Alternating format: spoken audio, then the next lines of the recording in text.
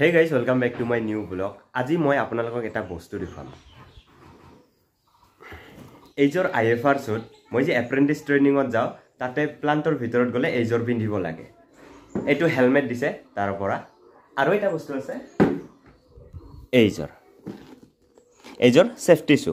এবিলাক PPE kit বুলি কয়। এবিলাক পিন্ধি আমি তাৰে ভিতৰত মানে ৰিফাইনাৰীৰ ভিতৰত প্লান্টত যাব লাগে। এতিয়া মই পিন্ধি দেখো কেনেকুৱা দেখে।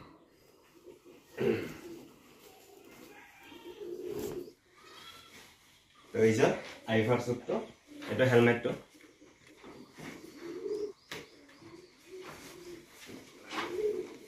সেফটি শু ফুলি তো এইজৰ হল তাৰে প্লান্টত যোৱা আউটফিট। তো IFR সুট হেলমেট আৰু সেফটি শু পিছফালে দি এনেকুৱা আগফালে দি এনেকুৱা।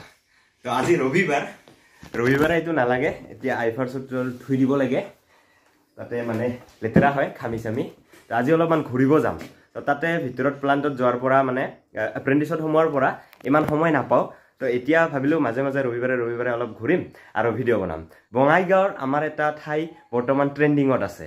তো বাগেশ্বৰী পাহাৰ তাতে এটা মানে ভিউ পইণ্ট বনাইছে। আগৰে পৰা আছিল, এতিয়া অলপমান তাতে ৰেলিং সিলিং সজাই ধুনীয়া লাগিছে।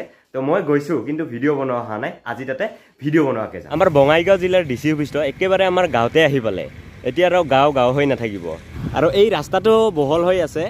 তো ৰাস্তাটো বহল হোৱাৰ কাৰণে ইয়াত এই ৰাস্তাটো মানে আগতে এইবিলাক গছ আছিল। তো গছবিলাক কটা হ'ল। ডেভেলপমেণ্ট হ'বলৈ হ'লে অলপমান পৰিৱেশ ধ্বংস হ'বই। এবাৰ ৰাস্তাবিলাক কমপ্লিট হ'লে আৰু ৰুই দিলে সেইবিলাক ভাল হয়। এতিয়া পিছত ৰুই নে নুৰুই এইটো পিছত গম পাম। এতিয়া ৰাস্তাটো এনেকুৱা হ'ল, এইবিলাক গোটেই গছ আছিল, ৰাস্তাৰ কাষে গছবিলাক কাটি দিলে। মোৰ যদি পুৰণা ভিডিঅ' চাইছে এইবিলাক দেখাব। অলপ আগত আছে তুনিয়া নদী আৰু তুনিয়া নদীৰ কাষতে এইখন ফ্লাইঅভাৰ হ'ব। বহুত ডাঙৰ হ'ব ফ্লাইঅভাৰখন।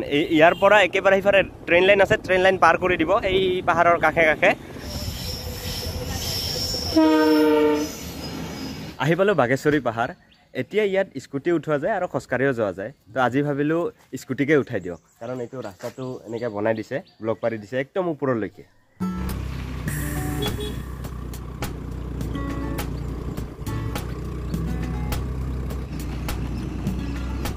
তো আহি পালো আমি পাহাৰৰ একেবাৰে ওপৰত ভিউ পইণ্টত। তো উঠি অহাৰ লগে লগে সিফালে এটা চিৰি বনাই দিছে, এইটো সিফালে যোৱা যায় আৰু ইফালে এটা এইটো নতুনকৈ হ'ল। কিন্তু এই মন্দিৰটো বাগেশ্বৰী পাহাৰত আগৰে পৰা আছে। ইয়াতে কালীমা মন্দিৰ আছে আৰু শিৱ বাবাৰ মন্দিৰ আছে। আৰু যিটো বাগেশ্বৰী মন্দিৰ বুলি কয় এই পাহাৰৰ তলত থাকে, তলত আছে মন্দিৰটো। এতিয়া মন্দিৰৰ লগতে এইখিনি এনেকুৱাকৈ সজাই দিছে ন। এতিয়া চাব এটা ভাল লগা হৈছে। এই ৰেলিঙৰ ওপৰত আৰু এনেকুৱাকৈ ঘৰ বনাই দিছে দুটা, এইটো এটা আৰু সেইফালে এটা আছে। দুটাতে কাম চলি আছে কিন্তু বৰ্তমান উঠা যায় আৰু।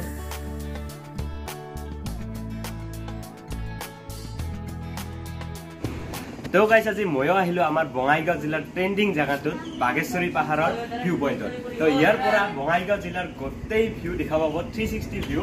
এফালৰ পৰা ইফালে বৰপাৰাৰ পৰা Mayapuri, Gandhi Maidam, north Bongaigaon railway station, flyover গোটেইখিনি ইয়াৰ পৰা দেখা যায়।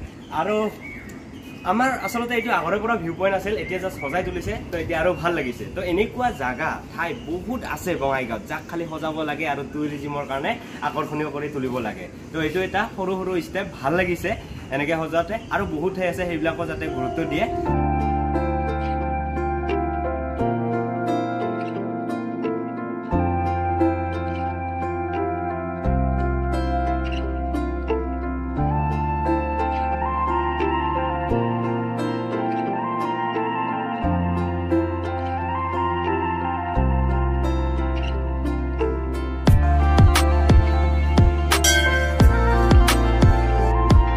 এইটো আমি অখতত উঠিছো, সেইফালে এটা আছে ঘৰটো, সেইটো অলপমান চাপৰ ইয়াতকে।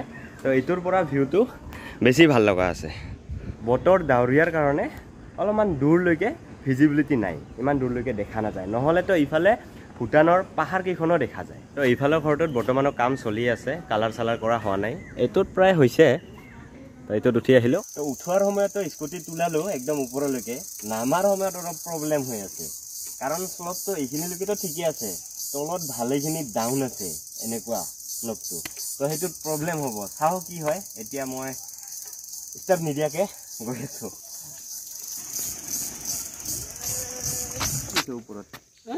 ওপৰত যায় না মন্দিৰ।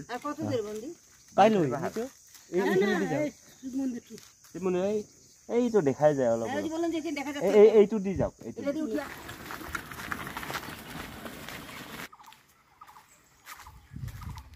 তো আহিলো ভিউ পইণ্টৰ পৰা আৰু বৰ্তমান মোৰ চেনেলটোত 42,000 ছাবস্ক্ৰাইবাৰ চলি আছে এতিয়া মোৰ টাৰ্গেট হ'ব 100K যিমান সোনকালে পাৰো 1 লাখ ছাবস্ক্ৰাইবাৰ কৰিব চেষ্টা কৰিম বৰ্তমান সময় নহয় তথাপিও মই ৰবিবাৰে চেষ্টা কৰি যাম মই কষ্ট কৰি যাম আপোনালোকৰ কাম থাকিব খালি ভিডিঅ'টো চোৱা লাইক কৰা আৰু শ্বেয়াৰ কৰা তো থ্যাংক ইউ ফৰ ওয়াচিং আকৌ এটা নতুন ভিডিঅ' লগ পাম বাই টাটা